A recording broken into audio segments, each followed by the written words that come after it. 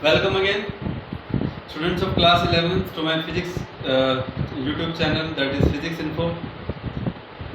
जैसा कि हम लोग डिफरेंशिएशन कर रहे थे, सीख रहे थे ट्रिग्नोमेट्रिक फंक्शन और लॉगरिथमिक फंक्शन एक्सपोनेंशियल के ऊपर बेस्ड, और मैंने आपको दो इलस्ट्रेशन भी उसके बारे में समझाए थे। तो चलिए आगे बढ़ते हैं, इलस्ट्रेशन प्रॉब्लम्स, कुछ और प्रॉब्लम सॉल्व करते हैं, प्रैक्टिकल प्रॉब्लम सॉल्व करते हैं, और डिफरेंशिएशन के टॉपिक को आज जो है यहीं पर जो है लगभग जो है ख़त्म करते हैं, जो बेसिक है इसके रिगार्डिंग। ठीक है, तो आइए बच्चों, थर्ड इलस्ट्रेशन जो है, इससे पहले दो इलस्ट्रेशन आपको करवा चुका हूँ, तो फर्स्ट वन देखिएगा, थर्ड वन देखिएगा। क्या है कि y is equal to log of secant x, y is equal to log of secant x। ये एक फंक्शन है और आपको इसका डिफरेंशिएशन करना है, dy by dx find out करना है। तो कैसे कीजिएगा बच्चों, ध्यान देना है आपको कि d by dx, y की जगह आपने रखा log ऑफ secant x। अब यहाँ समझने की बात ये है कि फंक्शन ये है, ये भी एक फंक्शन है, लेकिन यहाँ ये फंक्शन लॉगरिथमिक फंक्शन का आर्ग्यूमेंट है, आर्ग्यूमेंट कहलाएगा। समझ में आ रही बात? यानी कि जब एक आर्ग्यूमेंट भी एक फंक्शन लगने लगे तो कंफ्यूज नहीं होना है, वो देखना है कि वो आर्ग्यूमेंट किसका है। तो डिफरेंशिएशन जो अप्लाई करना है, पहले उस फंक्शन के ऊपर डिफरेंशिएशन अप्लाई करना है, फिर बाद में आर्ग्यूमेंट पे डिफरेंशिएशन अप्लाई करना है। तो चलिए पहले dy dx log of secant x, और log ऑफ secant x को अगर मैं x मान लूं, वो इसलिए कह रहा हूं क्योंकि जब हम इसका डिफरेंशिएशन करेंगे log x समझकर, तो हम जानते हैं कि इसका डिफरेंशिएशन होता है log x का 1/x, पर यहाँ पे वो 1 में x नहीं आएगा क्योंकि वो x नहीं है, वो secant x है, तो इसलिए वो आएगा 1 में secant x multiply dy by dx of secant x। देखिए अब जो आर्ग्यूमेंट है वो x नहीं था, x के अलावा कुछ और है, तो हमें उस आर्ग्यूमेंट का डिफरेंशिएशन भी करना होता है। ये मैंने आपको लास्ट के दोनों एग्जांपल में भी समझाया था, और भी एग्जांपल मैं आपको बता चुका हूँ, उसमें भी मैंने आपको समझाया था डिफरेंशिएशन के एग्जांपल्स।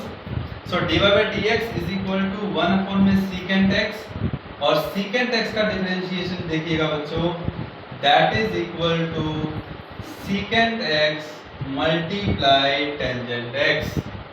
तो ऐसे में secant x से secant x कैंसिल आउट हो जाएगा, और लास्ट बट नॉट लीस्ट जो हमारे पास रिजल्ट आएगा finally, that will be equal to tangent x। ठीक है बच्चों, तो log ऑफ secant x का डिफरेंशिएशन आ गया dy by dx equal to tangent x। ठीक है, चलिए आइए अब हम एक और एग्जाम्पल देखते हैं। इस एग्जाम्पल में हम दोनों फंक्शन को दो फंक्शन को कंबाइन करके चलेंगे, जैसे में इसमें भी था। देखिए y is equal to e raise to power minus x multiply sine x। देखिएगा, तो बच्चों यहाँ पर दो फंक्शन हैं, जरा आपको ध्यान हो और ध्यान में होना भी चाहिए कि पहले वाला फंक्शन एक्सपोनेंशियल है, मल्टीप्लाई में दूसरे वाला फंक्शन ट्रिग्नोमेट्रिक है, और उसका आर्ग्यूमेंट भी x है, इसका आर्ग्यूमेंट भी x है विद माइनस साइन, है क्या नहीं?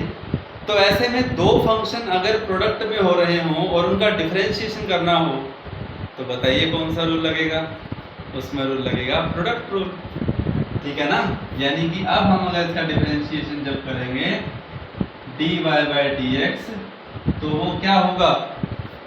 वो होगा dy by dx y की जगह e raise to power minus x sin x, into में आ गया ना, दो फंक्शन आ गए प्रोडक्ट में। अब हमें क्या लगाना है? प्रोडक्ट रूल लगाना है। तो बच्चों प्रोडक्ट रूल क्या आएगा? First function as it is, second का differentiation dy by dx of sin x, multiply में second function as it is, sorry multiply नहीं, plus plus second function as it is multiply differentiation of first. ठीक है बच्चों, अब देखिए ध्यान से,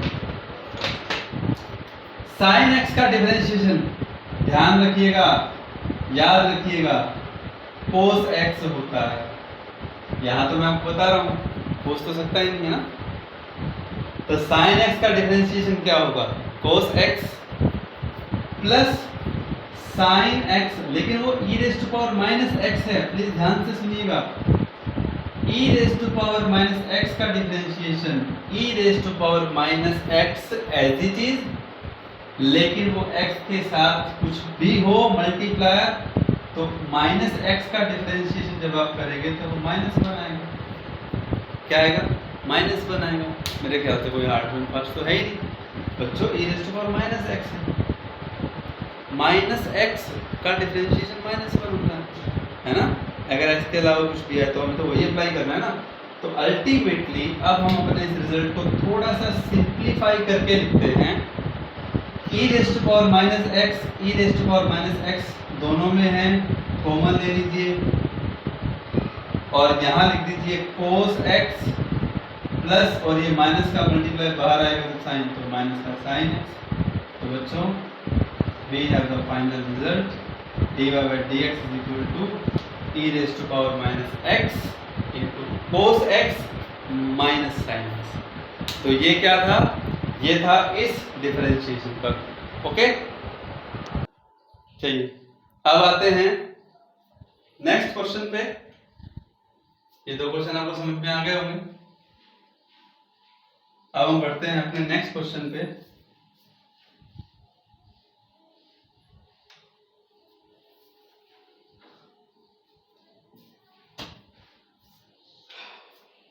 नेक्स्ट क्वेश्चन क्या है देखिएगा,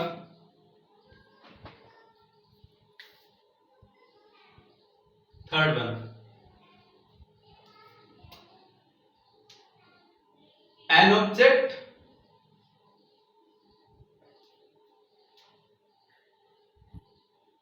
moves and its position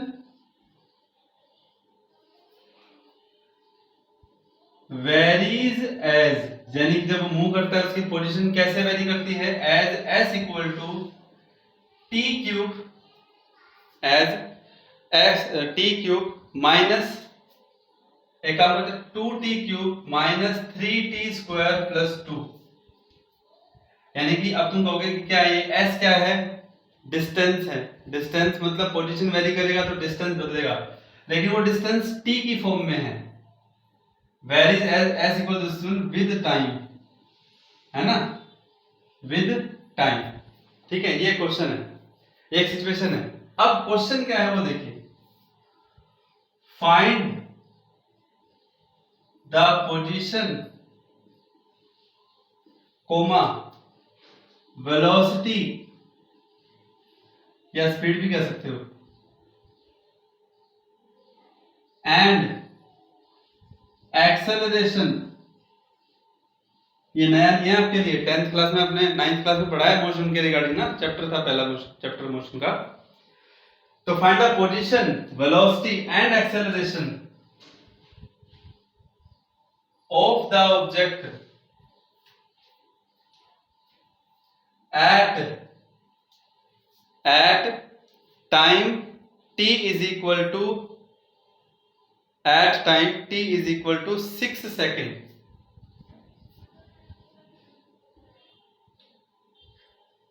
6 second, ठीक है, ये क्वेश्चन है। अब इसका सॉल्यूशन देखिए।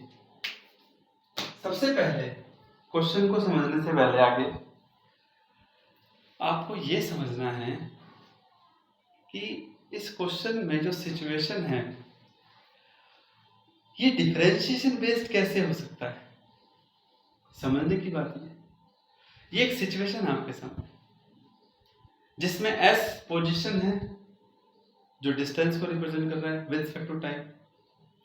जब ऑब्जेक्ट मूव करेगा तो स्वाभाविक है कि उसकी पोजीशन चेंज होगी।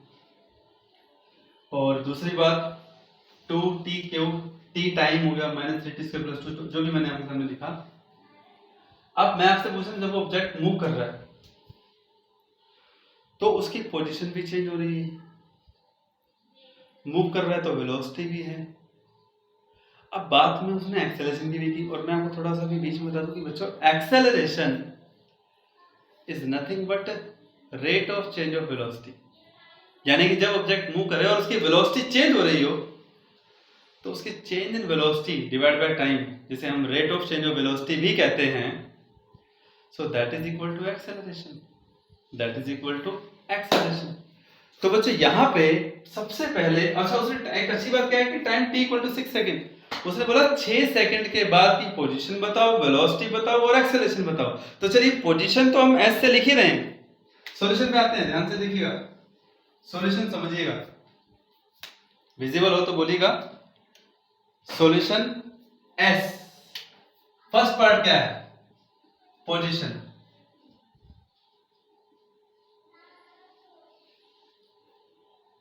कब, t इक्वल टू 6 सेकेंड पे, तो कोई बात नहीं, तो सिंपल है, position at t equal to 6 second, तो आप क्या लिखेंगे s,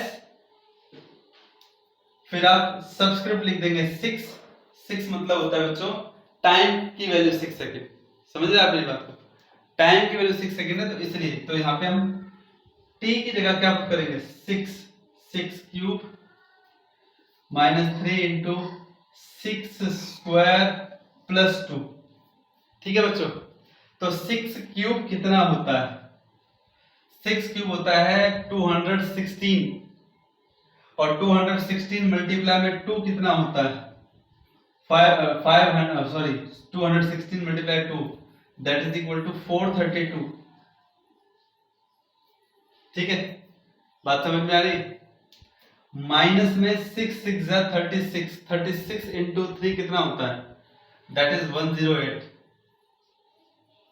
और प्लस 2, तो बच्चे क्या आएगा, ये आएगा 432 प्लस 2 434, में से 108 जाएगा तो that will B 324 metre,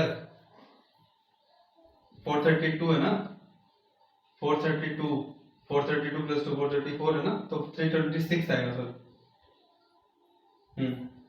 326 metre. तो ये क्या है, 6 सेकंड के बाद उस ऑब्जेक्ट की पोजीशन है। तो ये तो हो गया फर्स्ट पार्ट, इसमें तो कोई दिक्कत नहीं है, ठीक है, डायरेक्ट t की वैल्यू 6 सेकंड पुट कर दी। तो आप कहेंगे सर इसमें डिफरेंशिएशन कहाँ आया, अब आएगा नेक्स्ट टॉपिक, क्या बोला, वेलोसिटी, गौर कीजिएगा इस पे, है ना बच्चों, समझिएगा इसको। सेकंड पार्ट वेलोसिटी,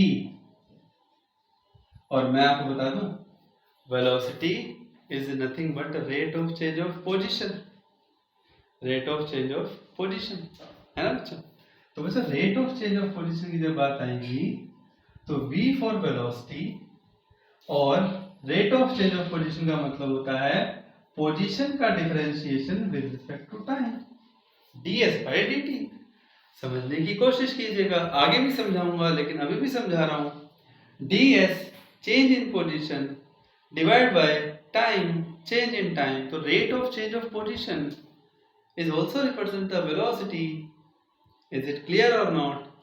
तो यहाँ पर ds by dt is equal to, तो यानी कि डिफरेंशिएशन करना है, अब शायद आपको समझ में आया होगा कि आप s की जगह क्या पुट करेंगे 2t cube minus 3t square plus 2, ठीक है बच्चों, ये पुट करेंगे। नेक्स्ट स्टेप में आइएगा, v इज इक्वल टू, अब 3 टर्म है 1 2 और 3, किस टर्म में t नहीं है, 2 लास्ट वाली में, तो कांस्टेंट हो गया, और कांस्टेंट टर्म का डिफरेंशिएशन 0 होता है, तो इसका तो डिफरेंशिएशन 0 हो गया। अब बारी आती है इसकी, ये क्या बनेगा, ये बनेगा 3 2 जा 2 t रेज़ टू पावर 3, तो 3 पावर आगे t स्क्वायर, इसको मैं ब्रैकेट में रख रहा हूं, माइनस 3 मल्टीप्लाई में तो है ही, टी स्क्वायर का डिफरेंशिएशन क्या बनेगा 2 इंटू टी, प्लस 2 का तो डिफरेंशिएशन 0 होता है, कांस्टेंट है, तो बच्चों ये आ जाएगा 3 2 जा 6 टी स्क्वायर माइनस 6t। तो ये क्या आ गया हमारे पास, वेलोसिटी आ गई टी की टर्म्स में। अब उसने बोला वेलोसिटी भी क्या निकालनी है, 6 सेकंड पे क्या होगी वो निकालनी है। तो कोई दिक्कत नहीं है बच्चों। अब मैं क्या कर रहा हूं, जैसे यहाँ पे पोजीशन निकाली थी ना, डायरेक्ट पोजीशन में तो टी की जगह 6 पुट कर दिया, पर पहले यहाँ वेलोसिटी निकाली ds बाई dt, मतलब पोजीशन का डिफरेंशिएशन करके विद रिस्पेक्ट टू टाइम। तो यहाँ पे आपको फिजिक्स क्या समझ में आई, देखो मैथ्स के हिसाब से तो डिफरेंशिएशन हो गया, तो फिजिक्स क्या समझ में आई, तो फिजिक्स भी तो है यार। फिजिक्स क्या है इसमें, वेलोसिटी पोजीशन का चेंज होना। मैथमेटिक्स में क्या लिखेंगे, पोजीशन को ds, change in position ds with respect to change in time, that is dt. So ds by dt is a differential form, but in physics this is rate of change of position divided by time, that is nothing but velocity. Clear है, ठीक है। तो बच्चों t की जगह 6 second put कीजिएगा, तो हमारे पास क्या आएगा v6। जस्ट समझाने के लिए 6 सेकेंड पर क्या वेलोसिटी होगी, तो t6 square minus 6 into T, यानी दैट इज 6। तो ये हो जाएगा 6 square 6 cube that is 216 minus 36, so that will B 180।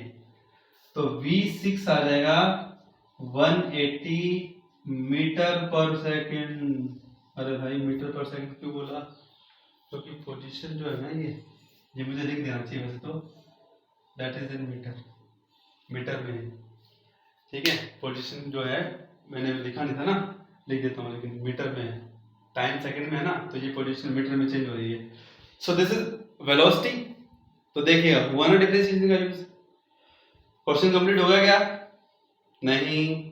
Third क्या रहता है, एक्सेलरेशन। क्या रहता है, एक्सेलरेशन। तो बच्चों एक्सेलरेशन क्या होता है, देखिएगा rate of change of velocity, velocity का चेंज होना, जो कि प्रैक्टिकली होती है। ब्रेक लगाए, वेलोसिटी कम, बढ़ा दिया रेस को, वेलोसिटी बढ़ गई। तो एक्सेलरेशन का बढ़ना, एक्सेलरेशन बढ़ रहा है कम हो रहा है, वेलोसिटी बढ़ रही है कम हो रही है, तो वेलोसिटी के चेंज होने को ही तो एक्सेलरेशन कहते हैं। तो मैथमेटिकली एक्सेलरेशन क्या है, what is acceleration, that is a for acceleration which is equal to dv by dt, rate of change of velocity. अब आप कहेंगे सर हमारा आंसर तो 180 आ रहा है, अरे नहीं वो नहीं, ये तो अपने पुट करने के 6 सेकंड पुट करने के बाद है ना, लेकिन इन टर्म्स ऑफ टाइम जो था रिजल्ट वो तो ये था ना, इसका स्टैंडर्ड रिजल्ट टाइम की फॉर्म में तो ये था ना। तो dv by dt जब करेंगे तो कौन सा वर्ड इस्तेमाल करेंगे, तो 6 सेकंड के बाद की वेलोसिटी है, लेकिन टाइम के साथ वो कैसे वेरी कर रहा है, वो तो ये रिलेशन है ना वेलोसिटी का, इस रिलेशन का इस्तेमाल करेंगे। तो हमारे पास क्या आएगा, d by dt, v क्या है 6t square minus 6t। So I hope आपको समझ में आ रहा होगा। 6t स्क्वायर का डिफरेंशिएशन क्या होगा बच्चों, ध्यान दीजिएगा, दैट विल बी, दो टर्म है और डायरेक्ट टर्म ध्यान से सुनना, t स्क्वायर का डिफरेंशिएशन 2t, बाहर पहले से 6 है तो 12 मल्टीप्लाई t माइनस 6 t का डिफरेंशिएशन पर, तो माइनस 6 बचेगा। तो ये किसका एक्सप्रेशन आ गया, ये एक्सप्रेशन आ गया एक्सेलरेशन का। अब वैल्यू किसकी पुट करनी है, time, put t equal to 6 second. तो बच्चों व्हाट इज a6 मीन समझ गए होंगे आप, acceleration, value of acceleration at time t equal to 6 seconds, so that will be 12 multiply 6 minus 6, so that will be 12 6 are 72, 72 minus 6 is equal to, बताइए, that will be 66 meter per second square. It should be remembered by you कि acceleration की SI unit metre पर second square होती है। सो I hope आपको ये question समझ में आया होगा। ये ऑब्जेक्ट की पोजीशन है जो टाइम के साथ बदल रही है, क्योंकि इसके एक्सप्रेशन में टाइम दे रखा है t, ठीक है ना, with time t, with time t,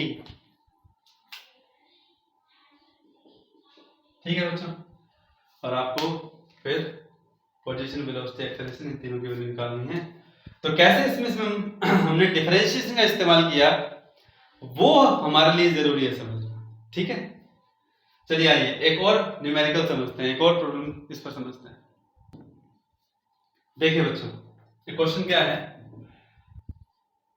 the area